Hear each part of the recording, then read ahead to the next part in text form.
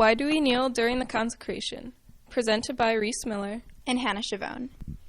In order to talk about the reason for the posture, it is first necessary to speak of the sacrament itself. During our Lord's Last Supper, that we recall each year on the first evening of the Sacred Triduum, Holy Thursday, the night our Lord instituted the Eucharist, Jesus took the bread, blessed it, and broke it. He gave it to his disciples and said, "This is my body." He then took the chalice of wine, presented it to the disciples, and said, "This is my blood." These simple gifts of bread and wine became the body and blood of our Lord Jesus Christ. On that holy night when Jesus chose of his own free will to break bread with the disciples at the Last Supper, he commanded us to do this in remembrance of me. This remembrance serves as a Jewish memorial. In present times, each year on the 4th of July, if we were to celebrate a remembrance or a memorial, in this way, we would gather together to sign a large declaration of independence, with the belief that our founding fathers are present.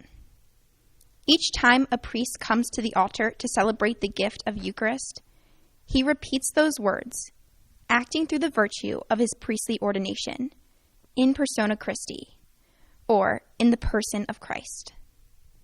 As he says the words and holds those simple gifts of bread and wine in his hands, much like Jesus did with the disciples at the Last Supper, the bread and wine change in substance to become the body, blood, soul, and divinity of our Lord, recalling the sacrifice of Calvary. So why do we kneel? Jesus allows a way for us to share in that sacrifice each time we gather at Mass to celebrate the gift of the Eucharist as a way for him to be closer to each of us. Every time the priest, deacon, or extraordinary minister presents the Eucharist to us, Jesus places himself in our hands. What an amazing gift. We kneel in reverence because Jesus is truly present to us in the sacrifice of the Mass. This is the reason our exterior posture is called to reflect our interior posture of our heart. For those who are physically unable to kneel, we understand. And most importantly, God knows where your heart is.